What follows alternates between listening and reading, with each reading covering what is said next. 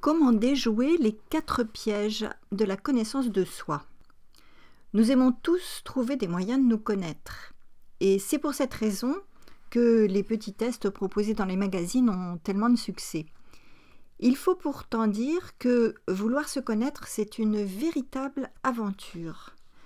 Nous allons y rencontrer des pièges. Le premier piège, c'est celui de la subjectivité de l'ego. Nous avons une certaine idée de nous-mêmes qui nous va bien. Cette idée ne prend pas en compte, enfin pas souvent, ce que nous ne voulons pas voir sur nous.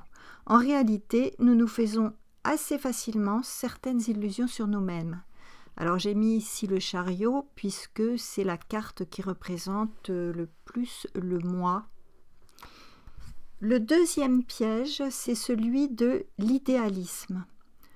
Lorsque nous aspirons à une vision de nous-mêmes qui est idéale, nous sommes perpétuellement insatisfaits par ce que nous sommes et par ce que nous faisons. Nous nous maintenons en décalage avec ce que nous sommes. En réalité, nous ne nous acceptons pas comme nous sommes et ce qui nous empêche de nous connaître.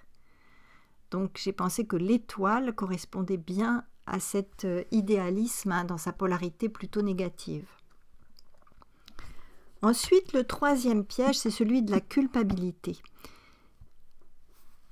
Il paraîtrait qu'en tout être humain, il y a de la culpabilité, qu'elle soit ressentie ou qu'elle soit cachée. Pourquoi? Dans notre inconscient, nous nous en voulons d'être séparés de la source d'où nous venons. Cette culpabilité est plutôt cachée. Elle est ressentie lorsque, enfant, nous avons subi des manques d'amour marquants. Comme l'enfant n'a pas la possibilité de remettre en cause les adultes, ses parents, eh bien il pense qu'il ne mérite pas l'amour. La culpabilité nous empêche de nous connaître et de nous reconnaître.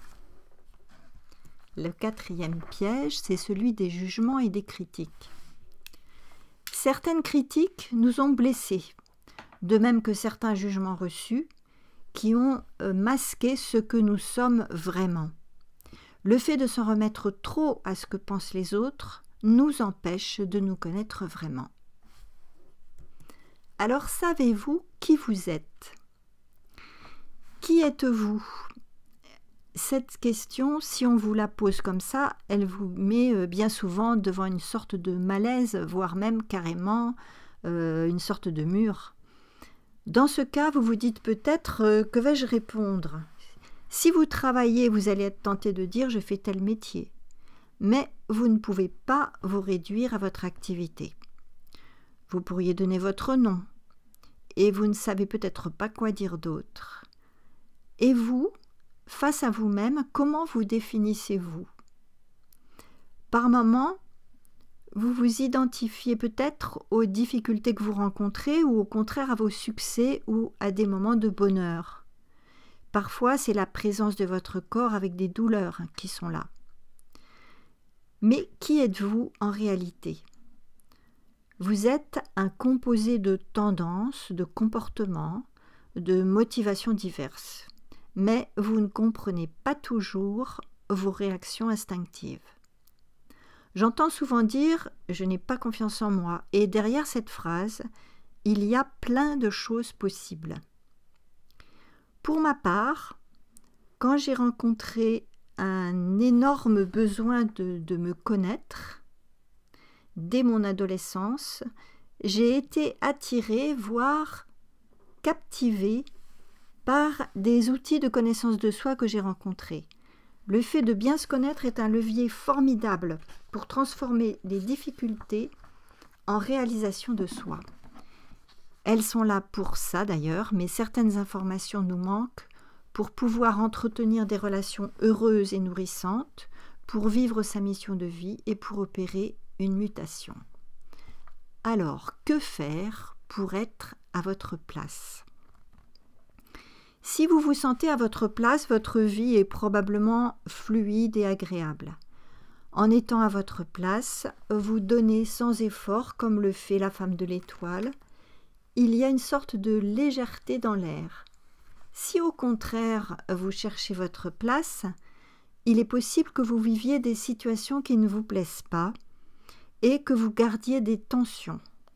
Vous avez peut-être parfois du mal à respirer. Vous vous demandez peut-être ce que vous pourriez faire pour vous sentir à votre place et vivre une vie agréable et joyeuse.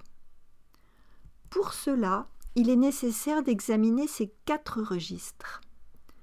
Votre mental, vos pensées, qui correspondent à l'énergie de l'épée, vos émotions, vos sentiments, qui correspondent à l'énergie de la coupe, en haut à gauche, votre corps, vos sensations, qui correspondent à l'énergie des deniers, en bas à gauche, et votre créativité, votre intuition, qui correspond à l'énergie du bâton, en bas à droite. Cette démarche est celle de la connaissance de vous-même, de qui vous êtes. C'est celle de l'exploration de votre identité, des valeurs qui vous motivent, de votre personnalité, qui est votre comportement, et de votre mission de vie. Découvrir votre mission de vie. En cette période un peu étrange où tout bouge, vous ressentez peut-être le besoin de donner un sens à votre vie. On parle beaucoup en ce moment de mission de vie. C'est à cause de cette aspiration que nous avons à sentir que ce que nous vivons a un sens et que cela nous motive, nous soutient, nous propulse en avant. Votre mission de vie dépend de qui vous êtes. Il s'agit de votre essence, de votre identité. Et celle-ci s'exprime par les valeurs qui sont importantes pour vous. Si vous connaissez la valeur essentielle qui vous motive, ou les quelques valeurs, vous pouvez découvrir votre mission de vie. Vous la verrez dans le fond, mais pas forcément dans la forme. Par exemple, si la valeur qui vous anime, c'est l'amour, vous pourriez l'incarner dans la transmission en étant formatrice ou formateur, dans le concret en contribuant à des associations, par exemple les Restos du Cœur, dans n'importe quel métier qui contribue au bonheur des autres. C'est votre personnalité qui va donner une forme à votre mission de vie. Votre personnalité, c'est votre nature physique et mentale, vos qualités, vos défauts, votre comportement. Par exemple, vous pourriez avoir un besoin de mouvement ou de relations nombreuses, ou bien au contraire, un besoin de calme et de sédentarité. C'est la connaissance de vous-même qui vous permettra de savoir comment manifester votre mission de vie. Elle peut être un métier, mais aussi une certaine façon de vivre, un mode de vie en particulier. Et votre caractère. On vous a appris que votre comportement et vos attitudes sont liés à votre caractère et que c'est comme ça, vous ne pouvez pas en changer. Par exemple, vous sentez peut-être de la colère bouillonner en vous et, ma foi, vous pensez que c'est comme ça, c'est mon caractère. Ou bien, vous avez le cœur serré et souvent des larmes qui coulent et vous croyez que c'est votre caractère. Ou encore, vous restez facilement de glace et vous pensez que c'est comme ça. Mais aujourd'hui, nous savons que tout cela est faux. La vérité, c'est que votre personnalité est flexible, évolutive et créatrice. Elle contient un potentiel de puissance incroyable. Bien sûr, vous êtes marqué par votre histoire, par votre code génétique, par exemple aussi votre thème astrologique qui est une version symbolique des mémoires avec lesquelles vous arrivez sur Terre et l'expression aussi de votre projet de vie. Vous êtes ici pour développer votre potentiel de conscience et de créativité. Tout ce qui constitue votre comportement et ce qui se passe dans votre vie se transforme dans un sens ou dans un autre. Soit dans un sens régressif, si vous ne vous connaissez pas et si vous laissez faire, soit dans un sens évolutif lorsque vous connaissez vos réactions, vos mécanismes, vos talents et votre potentiel. Bien sûr, vous ne pouvez pas changer ce que vous ne connaissez pas. Comment alors arrêter le cauchemar des scénarios à répétition? Vous avez peut-être remarqué que certaines de vos expériences se répètent dans vos rencontres, vos relations, votre vie active. Des mécanismes se sont inscrits dans votre cerveau sans que vous ayez pu vous en rendre compte. C'est ainsi que vos modes de réaction deviennent automatiques. Une personne de votre entourage vous regarde de travers ou bien vous dit une phrase qui ne vous plaît pas et immédiatement votre estomac se fige et vous sentez une sorte de malaise. Votre réaction pourrait être de l'énervement ou bien une sensation de déprime qui vous glace. Et cela se répète. Comment faire? Bien souvent, nous ne comprenons pas que l'origine de nos réactions se trouve déjà en nous, dans notre émotionnel. Cela ne vient pas de l'extérieur comme nous le croyons très souvent. Nous connaissons souvent mal ces mécanismes que nous ne maîtrisons pas. Mais en comprenant leur logique, nous pouvons les modifier. En les modifiant, nous allons littéralement changer notre vie. Pour cela, il est nécessaire de vous donner les moyens de vous connaître. Quelles sont vos émotions et d'où elles viennent? Quels sont vos talents cachés? Quelle est votre mission de vie? Quelles valeurs vous animent? Cette exploration est menée avec plusieurs outils qui se complètent pour vous et vous permet de vous connaître profondément. Alors voici mes 4 outils préférés. Pourquoi ces 4 outils? Alors voici quelques mots sur mon parcours qui vous l'expliqueront. Tout au long de ma vie, j'ai été irrésistiblement attirée par tous les outils de connaissance de soi que je rencontrais. Je me suis souvent demandé pourquoi. Pendant très longtemps, je me suis sentie anxieuse et intérieurement tendue. Dans mon enfance, il y avait en moi une grande confusion sans que je le sache vraiment. Tout était devenu interrogation. Je ne comprenais pas comment faire pour sortir de cet état d'inquiétude, de grisaille ou de retrait. Comment trouver le soleil, celui qui me permettrait de m'exprimer et de trouver ma place? Le premier outil que j'ai rencontré à l'âge de 17 ans a été la graphologie. La graphologie, c'est l'art d'analyser une personne à travers son écriture. Cela a été une véritable découverte pour moi. Je me suis mise à apprendre tous les jours avec le livre que je venais de trouver et je suis tombée amoureuse de toutes les écritures. Je me suis découverte à travers ce qu'exprimait la mienne. Je me suis passionnée pour cette discipline et je suis devenue graphologue professionnelle.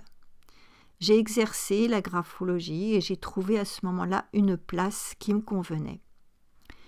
Puis j'ai rencontré l'astrologie, encore un langage symbolique qui m'attirait beaucoup. J'ai reçu plusieurs enseignements avec différents astrologues. Grâce à mon thème astrologique, j'ai compris les souffrances que j'avais traversées pendant mon enfance. J'ai su que je devais apprendre à m'affirmer et à traverser mes émotions. J'ai pris conscience de mes mécanismes, de mes blocages et aussi de mes talents et de mon potentiel.